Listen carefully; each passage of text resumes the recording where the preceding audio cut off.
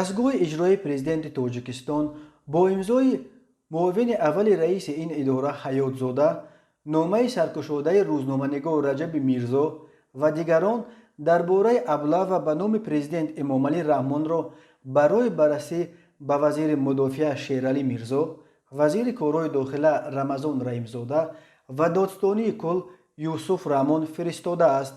رجب میرزا در صفحه‌اش در فیسبوک از دستگاه پرزیدنت برای واکنش فوری هزار سپاس کرده، همزمان اظهار امید کرده است که مقامات در رسیدگی به نقطه‌های اساسی نامه سرکشاده مسئولیت نشان می‌دهند. واقعاً مکتوب کشاده را بیگاه جمعه گذشته به سامانه رسمی پرزیدنت تاجیکستان فرستاده بودیم. رسا یک هفته بعد واکنش اول صورت گرفت، آن هم در روز شنبه. اظهار امیدواری داریم که مقامات به آنها وابسته شده صلاحیتناکی و پرمسئولیتی نشان می‌دهد، نه پاسخ به خاطر پاسخ، میگوید رجب میرزا. در نامه سرکشاده با نام ما را از این شرمندگی رها سازید که رجب میرزا روز 9 اپریل نشر کرد، وزیر آن صدها نفر امضا گذاشتند. از راهبران اولی تاجیکستان تقاضا می شود که با تجربه ننگین ابلاغ، یعنی زورن در کوچه و بازارها داشتن و به ارتش روانه کردن جوانان سن و سال خدمتی نقطه گذارند. در نامه گفته می شود که کسی مخالف خدمت در صف قوه‌های مسلح تاجیکستان نیست، ولی جلب جوانان به خدمت باید با شیوه‌های قانونی و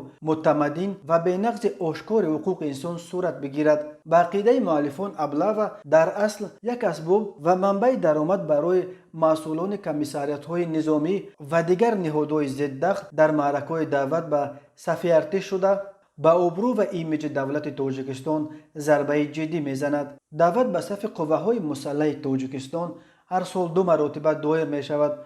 با اینکه در تاجیکستان تقریباً 700,000 جوانان سن و سال خدمتی به سر میبرند، قوه‌های مسلح کشور در هر موسم دعوت تقریباً به 8,000 سرباز نو ضرورت دارند و اما هر موسم دعوتی به ارتش در تاجیکستان با شکایت‌های فراوان از ابلاغ، یعنی مجبوراً از کوچه و بازارها داشتن به ارتش بردن جوانان پس سر می شود.